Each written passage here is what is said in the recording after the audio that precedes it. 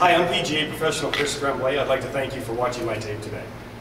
You know, we're always looking for ways to work on our game, whether it be at the range, on the golf course, at home, waiting for a bus or train to come, in the elevator. We're always trying to make ourselves better, especially those of us that have a true love for the game of golf.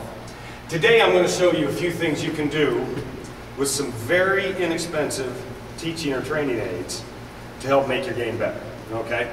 The first thing I'm going to do today is we're going to go ahead and take one of these rods and I'm going to show you 2 stretches I'd like you to start doing on a daily basis. It's going to greatly help your golf game and I'll show you why, okay? The first one is going to be a stretch. It's going to stretch out your sides here and I'll show you in just a sec why they're so important, okay? So what I'd like you to do, for those of you that have plowman that comes by your houses in the wintertime, I know you probably have these in your garage to protect your driveway. I'd like you to take this rod, I'd like to hold it right up over your head, alrighty? We're going to keep your arms straight and you're slowly going to pull the rod, keeping your arms straight over to either your left or right ear, whichever side you like.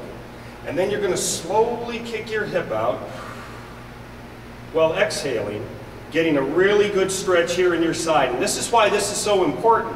When you go ahead, us right-handers, and come through our swing, we're going to have ourselves in a position where we're stretching out our left side here. And if you don't have a good stretch there, you're going to have the tendency to kind of boing, pop up out of your posture, your spine angle.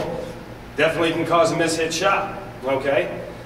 So like I said, we're going to go ahead and get right here like this, pull the rod over, and slowly kick out your hip, and then you're going to go ahead and do it on the other side also, okay? 3 or 4 of those on each side ought to get you loosened up. The next one I want you to do is you're going to take the rod, you're going to hold it right here behind you, okay? You're going to bend over, and you're going to lift it as high as you can. This is going to stretch out your shoulders and your lats a little bit more and also get your hamstrings. By getting your hamstrings stretched out, you're going to be able to get all the way to your follow-through a little bit easier. If your hamstrings aren't stretched out, it's hard for you to get yourself all the way through. Okay? So that's the first 2 things you can do with these rods, is go ahead and work on a little stretching side to side and a little stretch right behind you just like that. Okay? Holding for about 2 or 3 seconds in each position. All right. Now we're going to go ahead and get to your swing. And what we're going to do today is we're going to talk about your swing, for starters, without the attachments. And what are the attachments? The attachments are your arms and the club. So in other words, we're just going to talk about your body movement today. And the way we're going to go ahead and help you get an understanding of that is by taking our rods and putting them in some rather strategic places.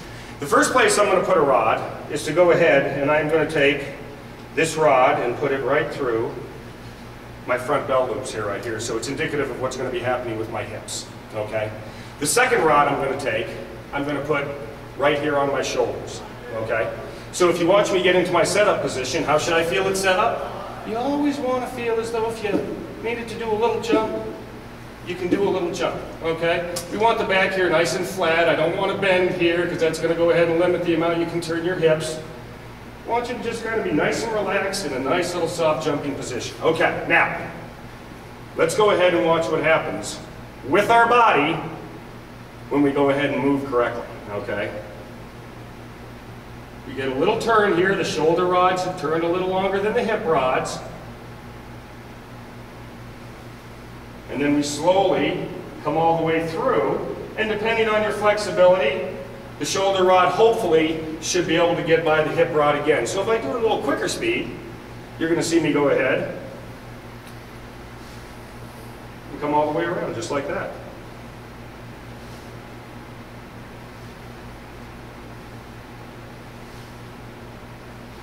Now, where do we go ahead and get into trouble with our swing?